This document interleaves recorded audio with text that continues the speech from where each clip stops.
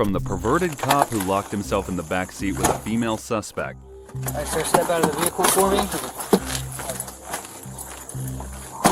To the heartless officers who were caught laughing at an ill war vet. You guys made a guy pee himself? Yeah. And then he calls back and said it's okay, he doesn't need to pee anymore because he used soil. To the evil officer who made fun of a young woman his colleague had just killed. But she is $11,000. She was 26 anyway. She had limited value. These are the moments when evil cops got caught on their own body camera. Let's start with the pickpocketing cop. I just witnessed here today, Mr. Chapman went in my money. He separated my money. He was trying to steal it and I caught him. On March 14, 2022, a Charlotte police officer arrested a suspect and took him to the precinct. The suspect had been speeding and had an active arrest warrant. Upon arrival at the station, the suspect noticed that after the cops took his belongings for safekeeping, something was missing. Can y'all I don't know the protocol with that, but like, can y'all check y'all like his person? Because like, if anything is on him, Look, like, sir. it would be in big. No, I don't. Look, I'm gonna show you right here. Look at me. Look at me. All of you guys probably have kids out there. You know what I'm saying? Look. So look, this is all I want to explain to you guys. Most of the time, when somebody know they didn't, like when somebody knows for a fact they didn't do anything, they're not gonna just, you know what I'm saying, like let you search them. And I don't have kids, you know what I'm saying, but I know how that goes because my mom did foster care. So I'm like up to par with all of that. And on top of that, if I didn't do anything, like how me and you've been talking the whole time, yes, just sir. like how me and you was talking the whole time, if I didn't do anything, I have nothing that I'm worried about, you know what I'm saying? There would be no reason for him to show me his pockets and stuff. Like I know for a fact. No, I want you to feel comfortable. I would have felt. yes, sir. I would have felt comfortable if your colleagues would have searched you at the exact time where I knew where the money was. Because I seen you kept going in between your legs, and then every time everybody put all of the attention on me, you kept moving. I don't know if it's in your door. I don't know where it's at, but just like, look, I don't even care to find the money. But The suspect was right about one thing. No innocent person would probably feel the need to empty his pockets to prove he didn't steal. But as the argument continued, a police sergeant stepped in. This gave the clever suspect a chance to expose the corrupt cop. I don't even care to find the money, but how you know for a fact that I'm right? Come here. Do you mind if I move? Come here. No, tell you. I want you to hold me so you know that. Okay. Do you see anything? No, no cap. I'm not even gonna touch it. It's blue hundreds right here. It's all the blue hundreds are right there behind that receipt. Thank you. All that's my money. He didn't have that. This is your money? Yes, I heard him crumble it up. Thank you. All that's been recorded, right? That's my money. That's my money right there. Sir, you've been watching me that whole time. I seen you take it. I seen you crumble Sir, it. that is not me. If I'm right, it's gonna be around $1,000. If I'm right, and like I told you, I just went to Wendy's. I seen you steal. No, sir. If you don't mind, I just want to sit down so y'all don't try to say I'm resisting. I don't want to do nothing. All I know for a fact is I know what I know and I seen it. I just wanted you guys to trust me, you feel what I'm saying? That's why I was just acting a little irate, but I'm perfectly fine, you feel what I'm saying? I'm sorry, I wasn't trying to expose you. That is not me, bud. Brother, I just seen you steal my money. There was no No, reason for me sir. to pop my rubber band, brother. There was no reason for me to pop my rubber band off of my money. I didn't pop your rubber band off your money. It was disgraceful enough that the police officer was caught in such misconduct. It was even worse that he denied it after being caught red-handed. The situation worsened when the receipt the suspect had mentioned was found with the stolen money. This receipt served as the undeniable proof of theft.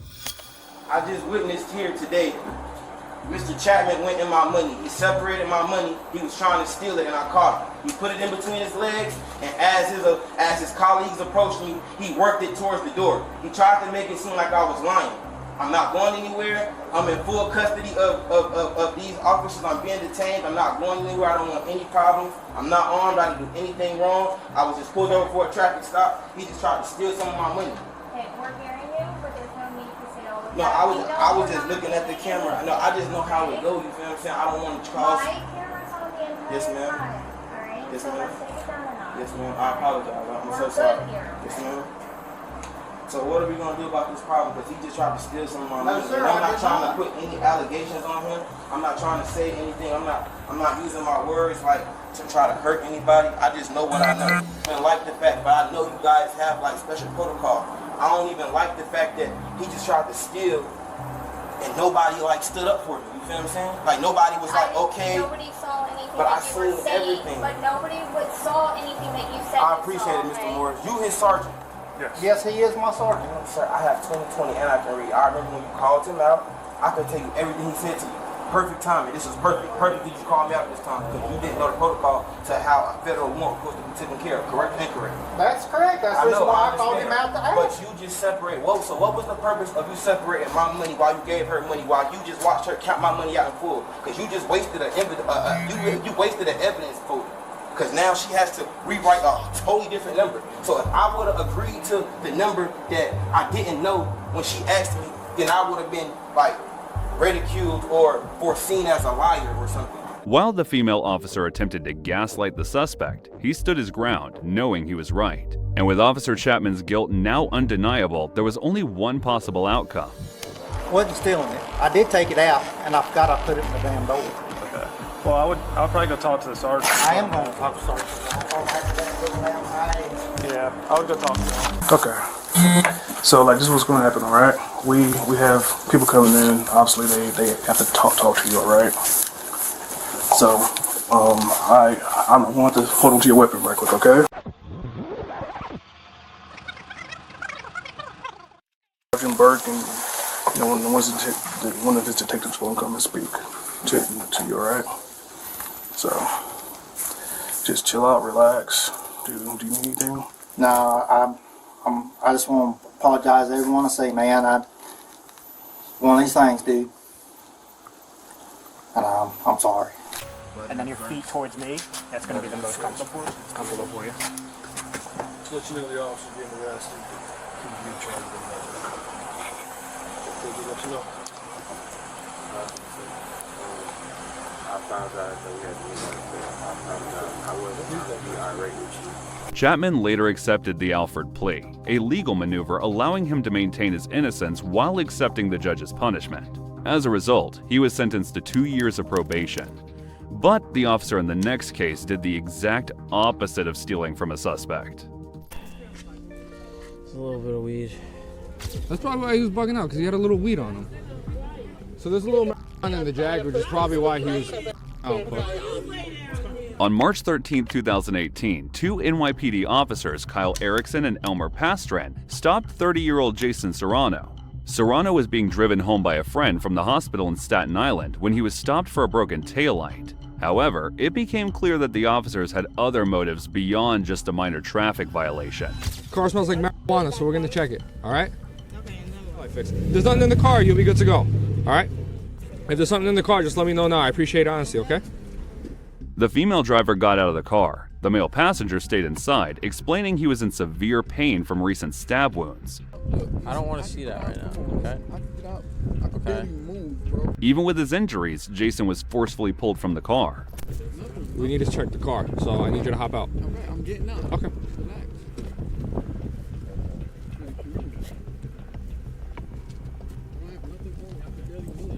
Stepping out of the car wasn't enough for the officers. They insisted he hand over his jacket for suspicious reasons, which would soon become evident. No, once he checks, he'll hand it back to you. He's got to check. It's our job, bro. Yeah, I'll get a few. Just let him check real quick, and then.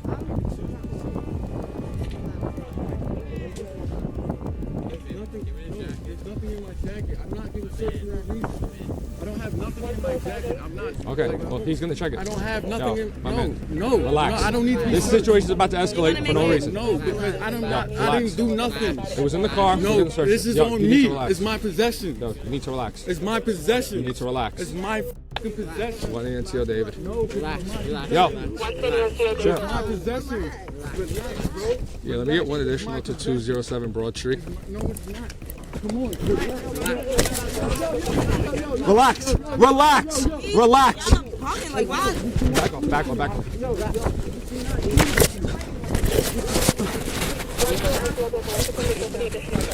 Take it down. Relax. Relax. Huh? Yeah. Put that jacket down right now. Put the jacket down. Despite Jason's claims of being in severe pain, the officers threw him to the ground and manhandled him. They eventually seized his jacket as more officers arrived at the scene. Searching the rest of the car. Yeah, we gotta find some. Actually, I'll let you check. Yeah, there's my flashlight. I'll stay with him. As other officers restrained the visibly pained suspect, Erickson and Pastrin whispered urgently, "They need to find something." They searched the jacket and the car. After an extensive search, they found nothing, and their growing frustration was clear in their voices. Should I search the whole thing? Or what do you Yeah, think? search the whole thing. The officer continued his search. Then a supervisor arrived and started asking questions. We stopped the car for a taillight. The car smelled like marijuana. We asked him to step out of the vehicle. He tried to grab a jacket that was in the vehicle. We told him to leave it there. He got combative with us, so we did a forcible takedown, and no strikes were thrown. I already called the bus for him. You safe? No, we're good, sir. Okay, where's your car? He's searching the car. No, keep her out of the car. You have any bees on you? No? It's alright. Yeah. I don't know why you got like that then. The female driver started to get suspicious of the officer's actions, and she started to watch them closely. I can watch him search my car. Cause like, what is he doing? Like, Man, stand back. Do not. It's alright. You know what I mean? Yeah. Under the watchful eyes of their supervisor and the female driver, the officers needed to move quickly. They drove the female driver away. While one officer observed, the other carried out their wicked plan.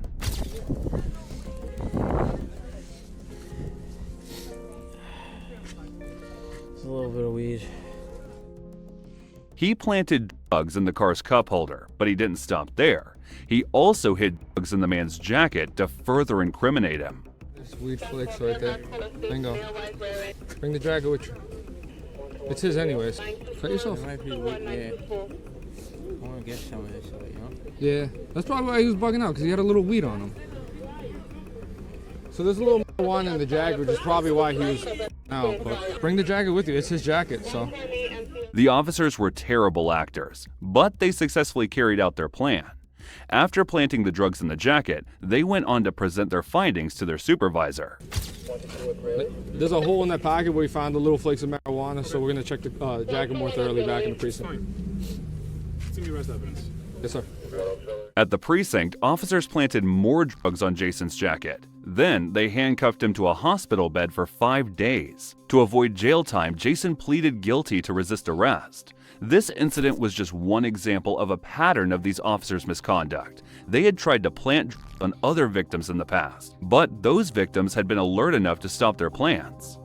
Jason Serrano was arrested, but the drug charges were dropped after the body cam footage proved he was innocent. He later received a $326,000 settlement. However, the NYPD dismissed the misconduct claims against the officer, even with strong evidence available. And while planting evidence is bad enough, laughing at a disabled war vet is not any better. you guys made a guy pee himself? On June 10, 2023, retired U.S. Army Sergeant Daniil Lane faced a troubling situation at a Serious Pizza in Dallas. He was caught in an argument with 2 off-duty police officers working at the pizza place after he was denied bathroom access. They ignored him and even refused to look at his medical records or disability card he showed them. And that turned out to be a serious negligence. Lane had to retire from the Army due to serious combat injuries that led to a medical condition requiring potentially emergency bathroom access, which he was being denied. Feeling desperate, Lane called 911 for help. Unfortunately, the responding officers did not arrive in time. This left him with no choice but to endure the humiliation of soiling himself. When the officers finally arrived, Lane had already left. However, the arriving officers' conduct afterwards, alongside the off-duty security officers, was nothing short of disgraceful. What you guys caught making that one call though? Somebody climbed up one of they pissed themselves so you guys You guys made a guy pee himself?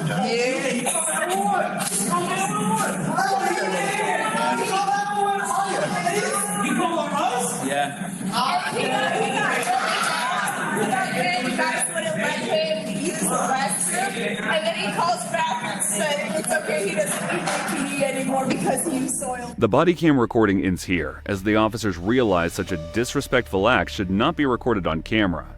But the incident was far from over. The officers broke the Texas Restroom Access Act. This law mandates businesses to let customers with specific medical conditions use their restrooms. Sergeant Donnell Lane filed a complaint with the police department. The department investigated but found no policy violations. However, the Community Police Oversight Board later stepped in and launched their own investigation, which still seems to be going on due to reported delays from the DPD. But unfortunately, such disrespect is not so uncommon. The next cop took the word insensitive to the entirely next level. But she is dead.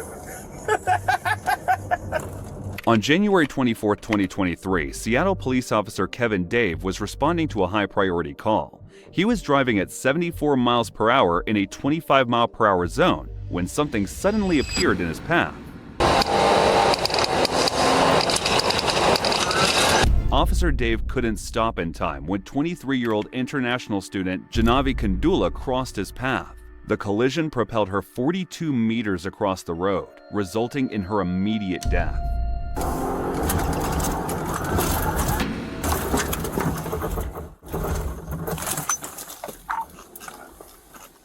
Three Mary 2, start a supervisor, start fire for a struck pedestrian.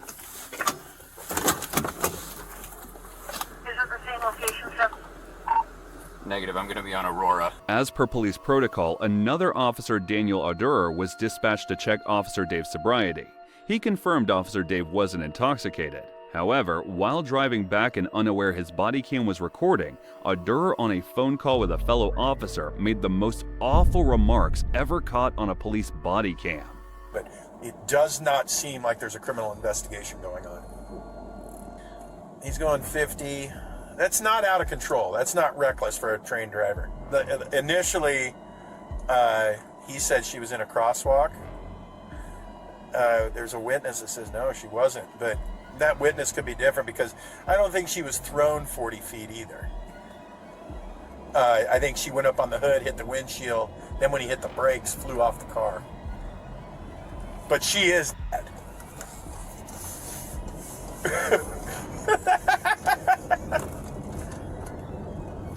No, it's a regular person. Yeah. Yeah, just write a check. Just... Yeah, look, $11,000. She was 26 anyway. She had limited value.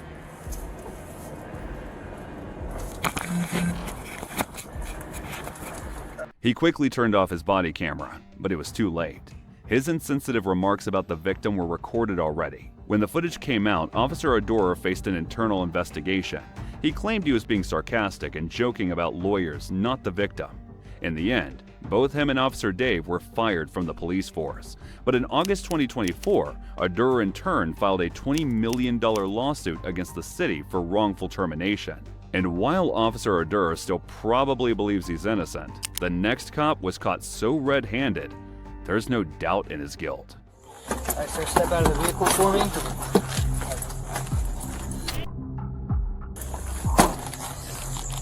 On August 15, 2023, San Diego police officer Anthony Hare, yes, his name is Hare, was meant to transport a female suspect arrested for auto theft, who also had an active warrant on her name.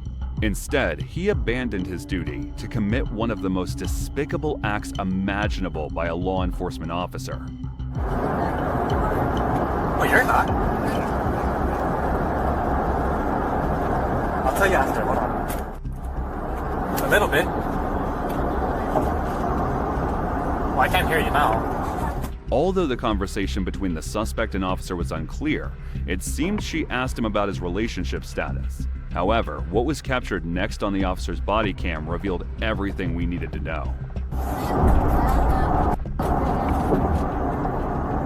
Don't say that right now.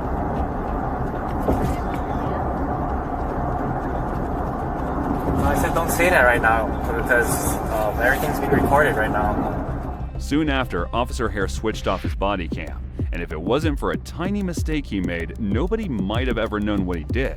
He got back into the backseat of his car with the female and stayed there for over an hour. Only then he realized that the backseat doors can be opened only from the outside. Eventually, Hare had no choice but to call the department and report that he was trapped. Another officer was dispatched to rescue him.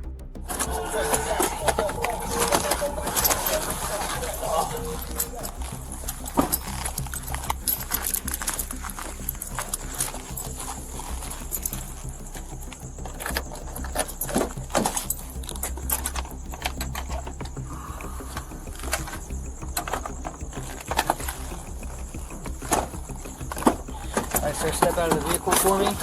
Everything just went wrong. Okay.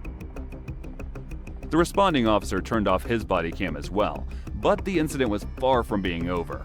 An internal investigation was launched into Officer O'Hare's actions, as no one believed his claim that he went to check on her and the car had accidentally locked on him. His situation worsened when his body cam was found disconnected from his mount. He said this happened accidentally when he exited the driver's seat, but forensic reports later discovered this. During the investigation, Officer Hare was asked to reenact how he supposedly got stuck, and it was an awkward moment for everyone, including us, the viewers. Okay, you mind just showing us? And then I came in like that. I was trying to wake her up. My feet wasn't this. My feet didn't get caught like that. And then when I was waking her up, that's when I noticed that this door closed on me. And then that's when I was frantic trying to open the door, but I know there's no door opener. And then from then she was able to. So I was like this majority of the time. I was trying to get her up because her face was right here. Okay. Right here, and then I was trying to wake her up to get her up. And then next thing you know, I hear the door close on me. I was frantic. I was looking, and then that's when she started to kind of I guess, wake up or get dazed off, whatever. And then that's when I asked her hey, are you having a hard time breathing? She said no. Do you need medics? No. I was like, okay, all right, just stay right there. And then that's when I was trying to open the door. Okay. And then that's when I went on D2. All right, you can jump up. Let's jump up. Although the suspect claimed nothing of a sexual nature occurred, the discovery of trace amounts of specific white substance did not help Officer Hare's case. While the investigation did not reach a definitive conclusion about what transpired while he was locked in the back seat, he was found culpable of several departmental violations, including failing to record the entirety of his transport of the female detainee, failing to notify emergency medical services when he suspected a prisoner was experiencing a medical emergency, unnecessary speeding, and knowingly making probable false statements in his police report. Before he was scheduled to be interviewed by Internal Affairs, Officer Hare resigned, and as a result, he was never officially punished. At least whatever happened in the back seat was most likely consensual, which cannot be said about the next cop and his girlfriend. Hands off of me. Now, get your hands off of me. On November 15, 2023, New Mexico police responded to a call. A resident had reported that his female neighbor had texted him. She claimed her live-in boyfriend, Bernalillo Police Officer Jeremy Navarez, had assaulted her. Hello. Hi. Back up. Central PD, what's going on? You just had it. Just a domestic thing, I guess. I've asked him to leave. I've asked him to let go of me, and he wouldn't leave. What was going on? I got home 30 seconds after he pulled up and he got pissed off. I didn't tell him that I was not here at the house. So I get called all the names. Okay, who's the officer? Him? Well, what's his name? Because we're going to find out regardless of what. Jeremy Navarez. Okay. Is he, I know he's an officer, there's weapons in the house. How is he getting after this? I don't know. Has he been drinking or anything? Has anything physical happened today? I mean, other than him not letting me go. So what happened with that? I don't know. Between me trying to get away from him and between... I don't know when it happened. So like you were trying to leave and he... I'm trying to push him away and he just says that he's not willing to give up. He's not willing to let go. So he just says, let me just love on you. And I've asked him, and I asked him 5 times to let go of me and he won't. When you were saying let go of me, were you wanting to leave the residence? Were you wanting to leave the house? Or were you... I wanted him to let go of me, and then I've asked him. I opened the door and I said, you need to leave, you can get out, you need to go. It's not his house, it's my house. And he won't. He said, no, I'm not going anywhere. The house was the complainant's, not the police officer boyfriend's. This meant he had hit her and unlawfully restrained her in her own home. She also informed them this wasn't the first time this is happening. Holding you, where is this taking place out in the house? In the living room, in the kitchen. Okay. And he came up to you and he held you. How did he hold you? Was it by the arms? By No, the hands? he like tries to hug me, and I try to push him away. So it's. Is he like in front of you? Yeah. Okay, need to sit. He said, let go of me. Don't want you to touch me. Stop hugging me. Don't just let go of me. Did he inflict any pain on you? Did he any marks? Did he hurt you? And I told him he was hurting my back, but and other than I don't know when this happened, but So he was holding you, hugging you like pretty tight? I mean as tight as he could when I'm pushing away from him. Can you come over here just in case? The officer checked her for injuries before entering the house. Inside, they confronted her boyfriend, who strongly denied hurting her. However, his girlfriend had a Ring camera in the kitchen that recorded everything. Now, get your hands off of me. I said get your hands off. Hi, baby. Oh, very cool things, but bend over. Yeah. I won't tell better muscle than me.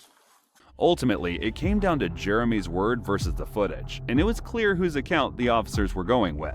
Jeremy was arrested. He faced charges of battery against a household member. A restraining order was filed against him, and he lost his job.